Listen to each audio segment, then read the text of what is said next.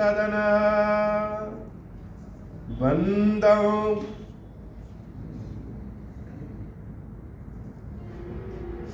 मंगल भवन मंगलहारी उमा सहित जहि जपत पुरारी बंदौ गुरुपद पद्म परागा सूरज सुबास सरस अनुरागा मंगल भवन अमंगलहारी उमा सहित जहि जपत पुरारी सुमिर सिवा शिव पाई पसाऊं बरनऊ रामचरित चित चाऊं पानी ग्रहण जब कीन महेशा हिय हर्षे तब सकल सुरेशा हरहि रामचरित सब आए प्रेम पुलक लोचन जल छाए कवन सुकाज कठिन जग माही जो नहीं होई तात तुम पाही राम काज लगी तब अवतारा सुनत ही भयऊ पर्वताकारा।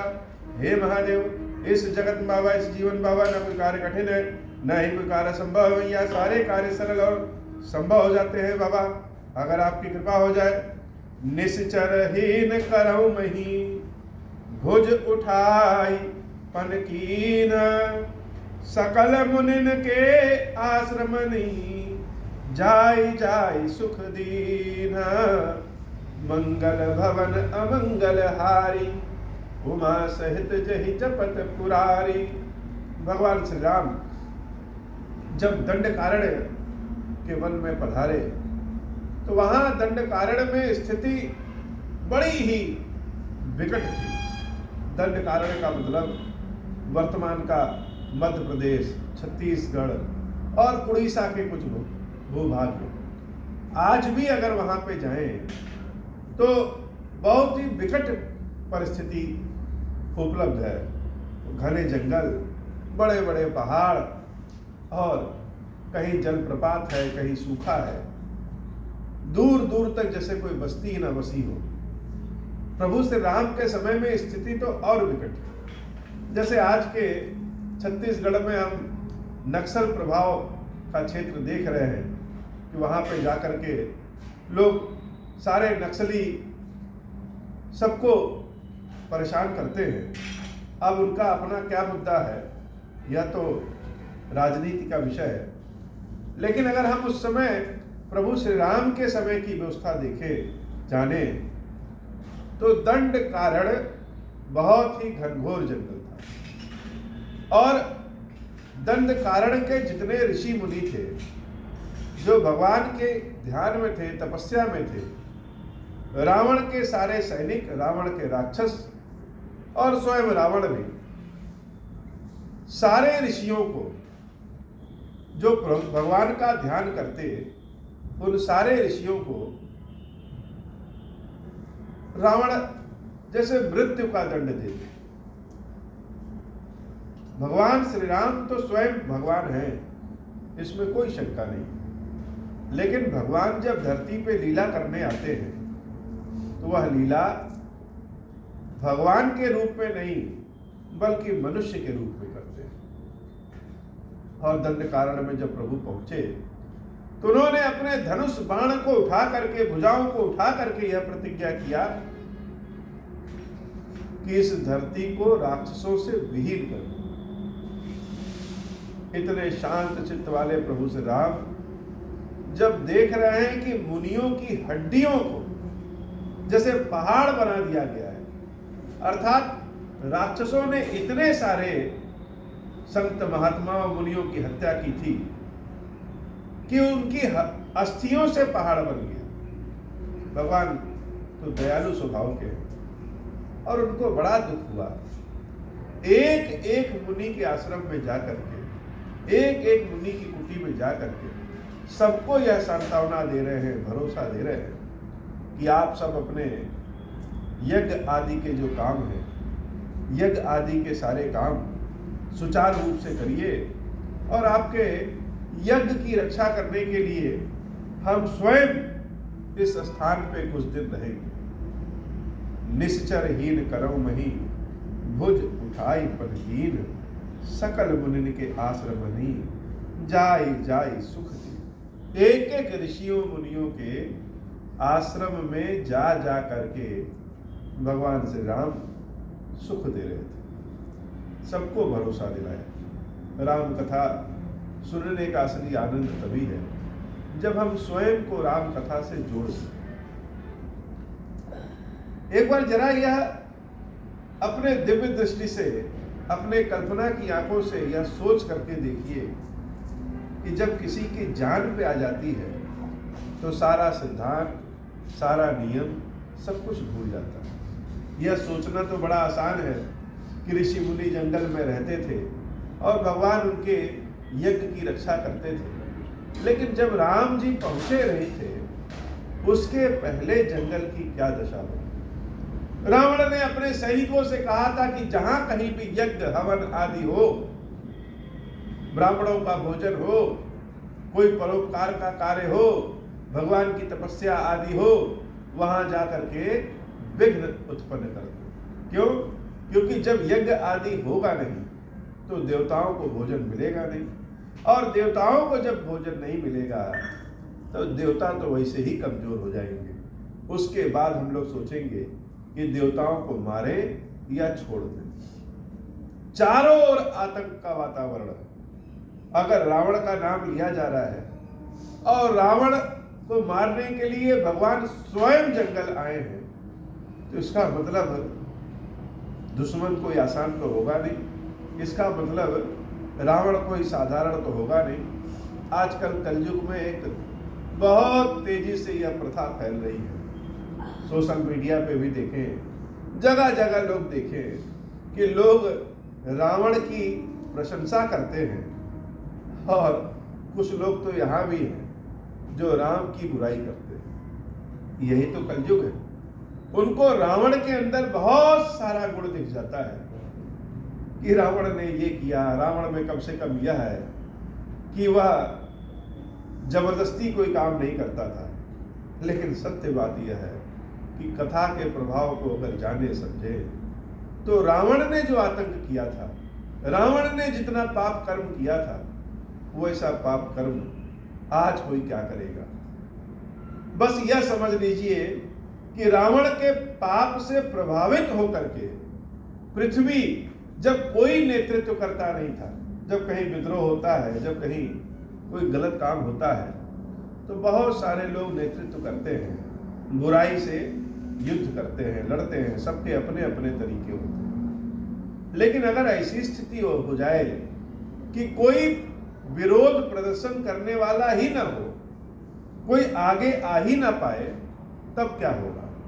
तब यह प्रकृति स्वयं विरोध करती है। ऐसी स्थिति रावण के राक्षसी शासन में आ गई थी कि रावण का विरोध करने वाला कोई बचा ही नहीं था। और जब सब लोग रावण की ओर हो गए, तब पृथ्वी को क्या करना पड़ा?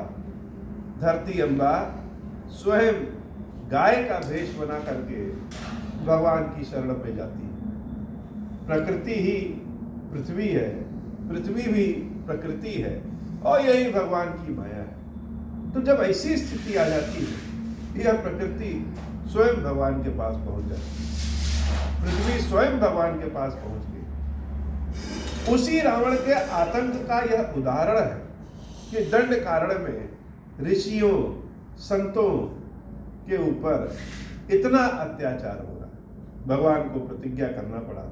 भगवान श्री राम अपने पूरे जीवन काल में कहीं भी प्रतिज्ञा करते हुए नहीं दिखे, लेकिन यहां पहली बार प्रतिज्ञा कर रहे हैं कि हम इस धरती से राक्षसों का अंत कर देंगे। निश्चरहीन करो मही भुज उठाई पनकीन, सकल मुनिन के आश्रम नहीं जाय जाय सुख दीन। मंगल भवन अमंगल हारी, उमा सहित जहि जपत पुरारी। मुनि अगस्ति कर शीश सुजाना, नाम सुती छन रति भगवाना। मन क्रम बचन राम पद सेवक, सपन हुआन भरोसन देवक। प्रभु आगवनु श्रवण सुनि पावा, करत मनोरथ आतुर धावा। हे विधि दीन बंधु रघुराया, मोसे सठ पर करिहै दाया। सिया सहित अनुज मोहि राम गोसाई, मिली हई निज सेवक की नाई, मोरे जिय भरोस दृढ़ नाई, भगति विरति न ज्ञान मन माही, नहीं सतसंग जोग जप जागा, नहीं दृढ़ चरण कमल अनुरागा, एक बानी रघुना एक बानी करुणा निधान की, सो प्रिय जाके गति न आन की, हुई हई सुफल आज मम लोचन, देखी बदन पंकज भव मोचन, निर्भर प्रेम मगन मुनि ज्ञानी, कहि न जाय सो दशा भवानी, दिसि अरु विदिसि पंथ नहीं सूझा, को मैं चलूं कहाँ नहीं बूझा, कबहु फिर पाछे मुनि जाई, कबहु कृत्य करई गुण गाई, मंगल भवन अमंगल हारी, उमा सहित जेहि जपत पुरारी, मंगल भवन अमंगल हारी, उमा सहित जेहि जपत पुरारी, मंगल भवन अमंगल हारी, उमा सहित जेहि जपत पुरारी। भगवान श्री राम एक एक साधु संतों के यहाँ उनकी कुटिया में स्वयं चल करके गए और सबको आश्वासन दिया, सबको विश्वास से भरोसा दिया कि आप सब अपने यज्ञ हवन, अपने शैक्षिक गतिविधियों को सुचारू रूप से शुरू करिए। अब आपकी रक्षा करने के लिए हम स्वयं। इसी क्रम में वह जब आगे की ओर बढ़े तो एक महर्षि है, उनका नाम है सुतीक्षण। अरण्य कांड में भगवान एक से एक भक्तों से मिलते। सुतीक्षण महाराज जी जब सुने कि भगवान श्री राम सबके यहां जा रहे हैं, यह प्रेम का भाव कब जागृत हो जाए कोई नहीं जानता, यह भगवान ही जागृत कराते। कभी कभी महादेव जी की सेवा पूजा करना शुरू करिए तो लगता है कि सेवा पूजा कैसे करें, समझ में नहीं आता है। लेकिन अचानक से भगवान ऐसी प्रेरणा देते हैं कि हमारी सेवा पूजा इस प्रकार करो, तो तुरंत वह सारे कार्य होने लगते हैं। वही सामग्री, वही पुष्प, वही दुग्ध, वही सब कुछ, लेकिन उन्हीं सबसे ऐसी ऐसी सेवा विधि होने लगती है कि मन भगवान की सेवा पूजा में ही लग जाता है। ऐसे ही सुतीक्षण जी महाराज जब सुने कि प्रभु श्री राम देवी सीता के साथ, भैया लक्ष्मण के साथ इस दंड कारण में प्रवेश, अब यह सुतीक्षण जी कौन थे? सुतीक्षण जी महर्षि अगस्त के शिष्य थे। महर्षि अगस्त के शिष्य सुतीक्षण जी महाराज जब सुने कि राम दंड कारण में आ गए हैं तो बड़े खुशी से नाचने लगे। कभी बच्चों को हम लोगों ने देखा है नृत्य करते हुए।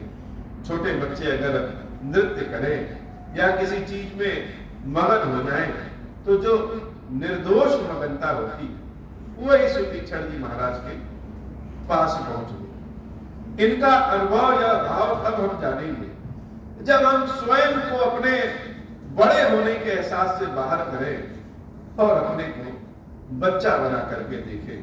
मुनि अगस्त कर शिष्य सुजाना, नाम सुतीक्षण रति भगवान। बाबा कहते हैं देवी अगस्त ऋषि का एक शिष्य सुतीक्षण नाम था और वो कैसे थे? सुजाना। सुजाना अर्थात ज्ञानवान थे, ऋषि महर्षि थे, लेकिन उनके हृदय में जैसे भगवत प्रेम की गंगा ही फूट गई। नाम सुतीक्षण रति भगवान। भगवान से ऐसा प्रेम हुआ जैसे सांसारिक प्रेम किसी से हो जाए। बाबा के इस रामचरितमानस की एक विशेषता यह है कि भगवान शंकर ने इस मानस को अपने मन में रखा और मन से निकाल करके वाणी के द्वारा, मुख के द्वारा माता पार्वती के माध्यम से संपूर्ण संसार में फैलाया। अर्थात मन का मानस जब वाणी के द्वारा बाहर निकला तो यह जैसे अमृत और गंगा बनेगा। लेकिन यह अमृत गंगा कब बनेगा? हर बार हम यह कहते हैं कि भगवान का नाम, लोग कहते हैं कि एक बार राम नाम ले लें तो कई जन्मों के बंधन कट जाते हैं। राम कथा सुन ले तो राम कथा से पाप नष्ट हो जाते हैं, मनोकामनाएं पूर्ण होने लगती हैं। लेकिन क्या वास्तव में ऐसा इस जगत में दिखता है? कोई कहे कि हाँ राम कथा हम सुने हैं और राम कथा सुनने से हमारा भला काम हो गया, क्या ऐसा दिखता है? हम लोग तो एक प्रकार सुबह शाम दोपहर में राम नाम तो ले लेते हैं, लेकिन फिर भी क्या हमारे पाप कटते हैं? यह तो बहुत बड़ा प्रश्न है और इस प्रश्न का क्या उत्तर हो सकता है? क्या राम कथा में या राम नाम में प्रभाव नहीं है या किस प्रकार से? तो इसका भाव यह है कि भगवान शंकर ने अपने मन में जो राम कथा है उस राम कथा को वाणी के द्वारा निकालते हैं, लेकिन जो कथा सुनने वाले हैं वह अपने कानों से श्रवण करके उस कथा को, उस राम नाम के प्रभाव को जब तक अपने मन में न बैठा ले तब तक राम कथा प्रभावी नहीं हो सकती। यह किसी थिएटर में मूवी देखना नहीं है, यह राम कथा तो तभी प्रभावी होगी जब शंकर जी द्वारा कहे इस वाणी के प्रभाव को हम अपने कानों से सुन करके मन में, हृदय में बिठा लें, तब राम कथा प्रभावी होगा। सुतीक्षण जी महाराज बहुत बड़े ज्ञानी हैं। महर्षि अगस्त से राम कथा सुनने स्वयं भगवान शंकर और देवी सती आते हैं। तो महर्षि अगस्त का अगर कोई शिष्य होगा तो वह महर्षि अगस्त से राम कथा किस भाव में सुना होगा? सुतीक्षण जी महाराज अगस्त ऋषि के मुख से राम कथा सुन करके अपने कानों के द्वारा मन मस्तिष्क में बिठा लेते हैं। और जब एक बार राम मन मस्तिष्क में बैठ जाते हैं तो राम बाण की तरह यह अमोघ हो जाते हैं। तो जब सुना कि राम आ रहे हैं, मन क्रम वचन राम पद सेवक सपन तूफान भरोस। अब तो यह बहुत खुश हो गए, मन से वचन से अपने कर्मों से यह राम जी के चरणों की सेवा करना चाहते थे और भगवान श्री राम आ रहे हैं ऐसा जब सुन लिया तो आनंद का भाव आ गया। कानों से सुना कि राम आ रहे हैं, अब जब सुना कानों से कि राम आ रहे हैं तो मगन हो गए। प्रभु आगमन श्रवण सुनि पावा, करत मनोरथ आतुर धावा। जो बात हम कह रहे हैं वही कि मन मस्तिष्क से राम कथा निकाल करके भगवान शंकर ने अपने वाणी के द्वारा संसार में फैलाया कि अपने कानों से श्रवण करके राम को हृदय में बिठा लिया। सुतीक्षण जी महाराज प्रभु आगमन श्रवण सुनि पावा, कानों से सुने तो अपने हृदय में राम को बिठा लिए। करत मनोरथ आतुर धावा, मन में बहुत कल्पना करने लगे कि राम जब आएंगे तो हम उनकी सेवा, उनकी स्तुति कैसे करेंगे, उनके साथ क्या करेंगे, उनका दर्शन कैसे करेंगे, भगवान का रूप स्वरूप कैसा दिखेगा जब भैया लक्ष्मण और देवी सीता के साथ राम पूर्ण स्वरूप में दिखेंगे, पथिक राम दिखेंगे, बटोही राम दिखेंगे और तपस्वी राम दिखेंगे, तो हम क्या करेंगे? जब बहुत बड़ी कोई मनोरथ पूर्ण होने वाला हो तो हृदय पहले से ही खुशी में नाचने लगता है। जैसे सूर्योदय होने के पहले लालिमा आसमान में छा जाती है, वैसे अगर अपने मन की इच्छा कोई पूर्ण होने वाली हम जानते हैं तो चेहरे भी गुलाबी गुलाबी हो जाते हैं। सुतीक्षण जी महाराज के हृदय में तो खुशी समाई नहीं रही है। सोच रहे हैं कि बैठ के राम को देखेंगे तो खड़े होकर राम को देखेंगे। इसी सब चक्कर में वह दौड़ भाग कर रहे हैं बच्चों की भाग कि आज तो मेरी मनोकामना पूर्ण हो रही है। हे विधि दीन बंधु रघुराया, मोह से सट पर करी ही दाया। फिर सोच रहे हैं कि क्या सत्य में मेरे यहाँ राम आएंगे? मेरे तो कर्म भी ऐसे नहीं है। अरे हमसे बड़े बड़े ऋषि महर्षि से दंड कारण में है, राम तो उनके यहाँ जाएंगे, हमारे यहाँ क्यों आएंगे? मेरे जैसे मूर्ख पे क्या प्रभु दया करेंगे? अपने ही प्रश्न पूछ रहे हैं अब अपने ही उत्तर भी दे रहे हैं कि नहीं नहीं, मैं भले मूर्ख हूं, मैं भले सठ हूं, लेकिन मेरे राम वह तो करुणा निधान है। सहित अनुज मोहि राम गोसाई, मिले ही निज सेवक की नाई। फिर सोच रहे हैं अच्छा प्रभु श्री राम आएंगे तो मिलेंगे कैसे? भक्त की तरह मिलेंगे, सेवक की तरह मिलेंगे, ऋषि मुनि की तरह मिलेंगे? क्या करेंगे? मैं उनके चरणों को पकड़ सकता हूँ कि नहीं पकड़ सकता हूँ?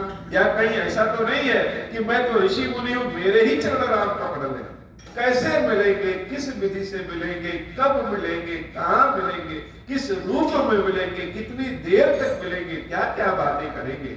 ऐसा भाव अपने मन में ऋषि सुतीक्षण जी महाराज के भाव मन में, हृदय में बार बार विचार आ रहे हैं। वह ऐसे उद्वेलित हो गए कि कभी उठ के खड़े हो जा रहे हैं, कभी बैठ जा रहे हैं, कभी जिस रास्ते से राम आने वाले हैं उस रास्ते पे जाकर के देख रहे हैं। जब प्रभु नहीं दिख रहे हैं तो किसी पेड़ पर चढ़ करके दूर से देख रहे हैं कि क्या प्रभु कहीं दिख रहे हैं। आसमान में देख रहे हैं, चिड़िया जो उड़ रही है, आ रही है, जा रही है, जैसे उन सबसे पूछना चाहते हैं कि प्रभु आ रहे हैं कि नहीं आ रहे हैं। आशा बहुत बड़ी शक्ति होती है। आशा के बल पे व्यक्ति ईश्वर को पा सकता है, लेकिन अगर आशा टूट जाए, वही निराशा स्वयं यमराज हो जाती है।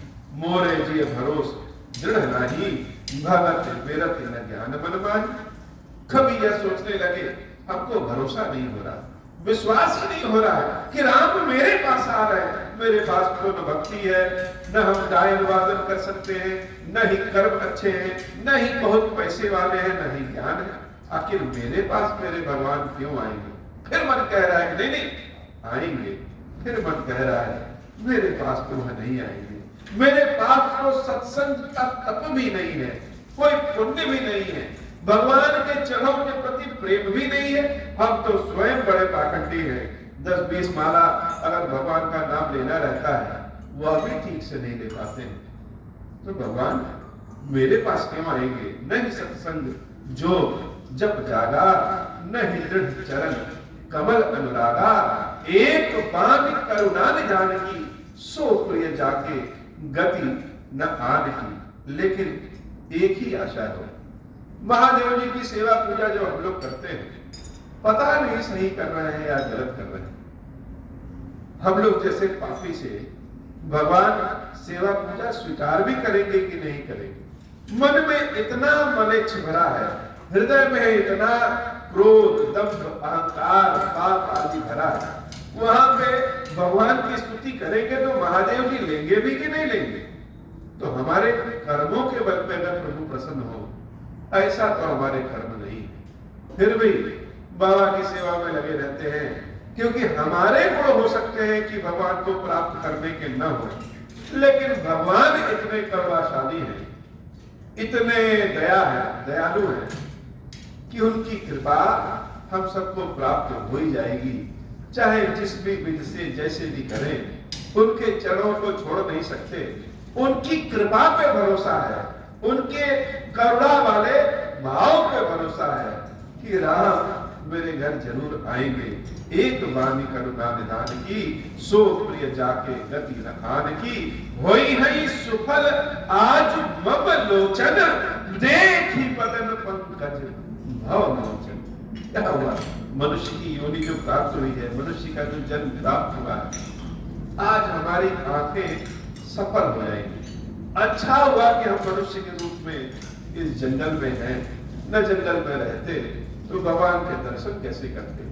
हमारी आंखें आज हमारे लिए सबसे प्रिय हैं। इस संसार में सबसे पावन कुछ है तो हमारी यह आंखें हैं, जिन आंखों से भगवान के चरणों का दर्शन करेंगे, भगवान के मुख का दर्शन करेंगे। ऐसा भाव सुतीक्षण जी महाराज लेकर के जैसे मंडरा रहे, कूद रहे, बच्चों वाली स्थिति हो गई है। वही है सुफल आज मम लोचन, देख बदन पंकज भव मोचन। निर्भर प्रेम मगन मुनि ज्ञानी, कह न जाई सो दशा भव। भगवान शंकर जब यह कथा सुना रहे हैं सुतीक्षण जी महाराज की, तो वह भी आराम से नहीं बैठे। उनका भी शरीर जैसे हिल डुल रहा है, स्वयं सुतीक्षण जैसे उनके मुख में दिख रहे हैं, उनकी आंखों में भवानी को दिख रहे हैं। हे भवानी, सुतीक्षण के प्रेम का भाव क्या है? यद्यपि वह संत महात्मा है, ज्ञानी है, लेकिन निर्भर किस पे है? निर्भर अपने ज्ञान पे नहीं है, निर्भर प्रेम पे। और मगन हो गए। हम जैसे बड़े लोग मगन कहाँ हो पाते? कोई चीज मिल जाए तो खुश ही नहीं हो पाते, सोचते हैं और मिल जाए। मगन होना तो जैसे बच्चों से कोई सीखे, थोड़ी सी भी चीज मिल गए तो मगन हो गए। तो जब ऐसा भाव मन मगन हो जाए तो प्रेम पे निर्भर हो जाता है। भगवान के लिए अगर मन निर्भर मगन हो गया तो प्रेम पे भगवान के लिए निर्भर हो जाता है। हे भवानी, यह सुतीक्षण जो है ज्ञानी होने के साथ साथ भगवान के प्रेम पे निर्भर हो गया है। कहीं न जाई सो दशा भवानी, उसकी दशा हम बता नहीं पा रहे हैं, लेकिन जैसे मेरा हाव भाव है वह देख करके तुम समझ जाओ इस सुतीक्षण की स्थिति क्या रही होगी।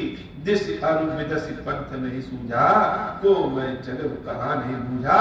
कब हुक फिर पाछे उड़ जाई, कब हुक नृत्य करई नहीं गाई। जंगल में राम राम करते करते वो किस रास्ते पर निकल गए पते नहीं। अचानक पीछे घूम करके देख रहे हैं कि कहीं राम पीछे से तो नहीं आएंगे। फिर दूसरी ओर देख रहे हैं कि कहीं राम उस रास्ते से तो नहीं आएंगे। कहीं ऐसा ना हो कि जहां राम आए वहां हम पहुंच ही ना पाए। कहीं ऐसा ना हो कि हम रास्ता स्वयं भटक गए हैं, राम को कहीं और आना है और हम कहीं चले आ रहे हैं। बार बार सोच रहे हैं कि क्या करें। अचानक नृत्य करने लग रहे हैं, कूदने लग रहे हैं कि अरे हम रास्ता भूल जाएंगे तो क्या हुआ। भगवान को तो सारे रास्ता पसंद पता है, हम नहीं जान पाएंगे तो क्या हुआ। उनको तो कण कण की बातें पता है, उनको पता होगा कि सुतीक्षण कहाँ है। तो क्या राम केवल सुतीक्षण से मिलने आ रहे हैं? मंगल भवन मंगलहारी, उमा सहित जही तपत पुरारी। यह प्रेम का भाव वही जान पाएगा जो कभी किसी भाव से किसी का प्रतीक्षा करे। भगवान के प्रेम में जो डूब गया उसको और कहीं जाने की आवश्यकता ही नहीं है। तुलसी बाबा जब अपने पत्नी के प्रेम में डूबे थे और पत्नी के द्वारा उनका अपमान हुआ तो उन्होंने अपने पत्नी के प्रेम का अपमान नहीं किया, उसी को भगवान के प्रेम में जैसे बदल दिया। सारा भाव तुलसी बाबा का जैसे उनके लेखन में, उनकी शैली में, उनकी कथा में हर जगह वही प्रेम जिसका प्रमोशन हो गया, भगवान के प्रेम में वह बदल गया। ऐसे ही सुतीक्षण जी महाराज बार बार यह सोच रहे हैं कि भगवान कैसे आएंगे, किस रूप में आएंगे। अविरल प्रेम भगति मुनि पाई, प्रभु देखे तनु कोट लुकाई। ऐसा भाव जैसे गंगा अविरल रूप से बहती है, वैसे रसधारा प्रेम की उन सुतीक्षण जी महाराज के हृदय में बह रही है। एक पेड़ के पीछे छुप गए हैं। उनको लग रहा है कि अभी तो हो सकता है कि हमारे कर्म इतने खराब हैं तो राम हमको देख करके हमारी ओर ना आए। अचानक से उनको लगा कि हो सकता है राम हमको देख करके ना आए, तो एक पेड़ के पीछे छुप जाते हैं कि हम यहां से भगवान का दर्शन करेंगे, भगवान जिस रास्ते से आएंगे हम देख लेंगे। अतिशय प्रीति देख रघुवीरा, प्रकट है हृदय हरन भव। उधर अकेले घंटी तो नहीं बजती है प्रेम की, भगवान के हृदय में भी अंतर्यामी है वह पता हो गया है कि हमारे भाव का, हमारे भक्त का क्या हाल चाल है, क्या कर रहे हो।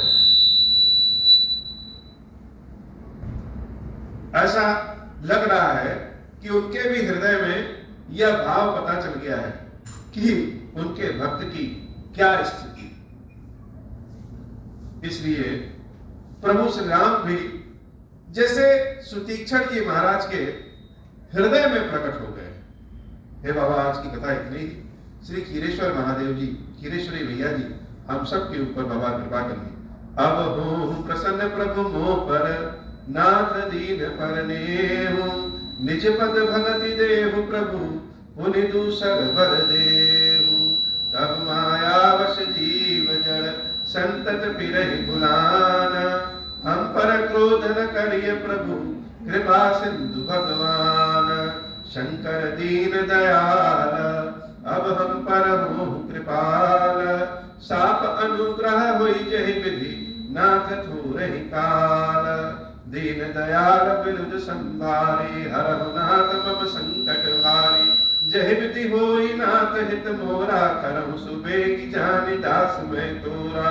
राम राज बैठे त्रैलोका, हर्षित भय गए सब सुका। जे सकाम नर सुनहि जगावहि, सुख संपत्ति नाना विधि पावहि। जो इच्छा करि हम मन माही, हरि प्रसाद कछु दुर्लभ नारी। मंगल भवन अमंगल हारी, उमा सहित जहि जपत पुरारी। हे महादेव, ऐसी कृपा करिए बाबा कि यह हमारी कथा जिस भी किसी माध्यम से, जिसके भी कान में घर में पहुंचे, मन से सुने बिना मन से सुने, आधी अधूरी पहुंचे पूरी पहुंचे, सबके ऊपर अपनी कृपा प्रदान करिए, सबका कल्याण करिए, सबकी दुख दरिद्रता दूर करिए।